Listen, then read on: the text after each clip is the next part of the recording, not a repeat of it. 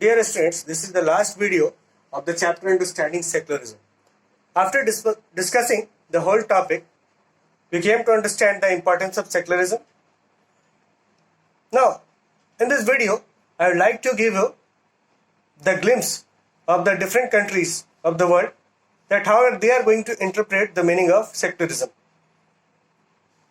As it is mentioned in your book about France, that in 2004, France passed a law, and as per that law, it banned the use of mask, the use of scarf, the use of Christian symbols like cross for the students.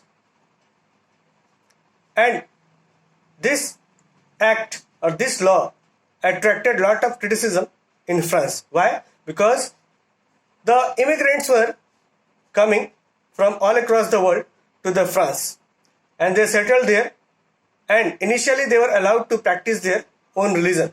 But later on in 2004, when the law was passed in France, it banned all the religious activities. It banned the different religious people to use their religious symbols. So this created lot of tension and lot of problem.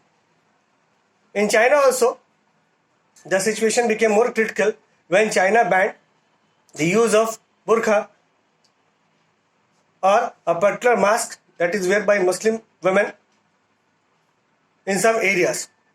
Again, it was considered as the violation or infringement of or in a violation of the religious affair. In case of India also, we found that the government had to intervene, but here the context is quite different. Why? Because here the government is going to, if the government is going to interfere, it is going to justify. If the government is going to intervene, then it must justify. Like we discussed that in case of Hindu community, when the problem of untouchability was there, the government had to intervene in order to stop this practice. And this is how the Untouchability Act 1955 came into existence. Untouchability Abolition Act. In 1955, it came into existence and it curbed untouchability in all its form. Similarly, in case of triple talaq, the government had to intervene in order to give justice to the large Muslim women. So government had to intervene. So far as America is concerned, in America, the rule is that the government is not going to interfere in the religious matter. So here it is quite different. I mean to say the concept of secularism is interpreted in a different way in different countries.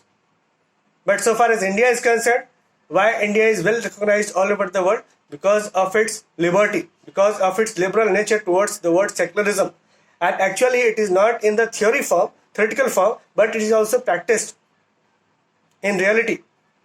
So that is why the word secularism is practiced in India in its full spirit. So we'll have to understand, and this is also required to maintain peace and harmony. But in other country, it is being violated on several grounds.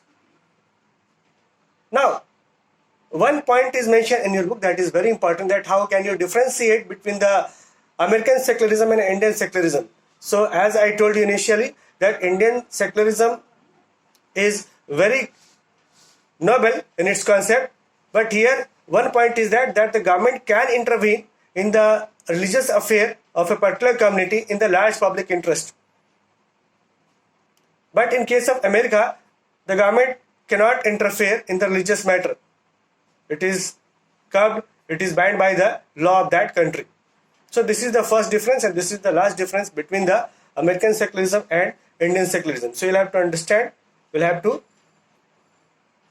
obey the concept, we have to follow the concept that is given in the Indian context. So that is why we Indians are living together peacefully. We are celebrating all the festivals together without any problem.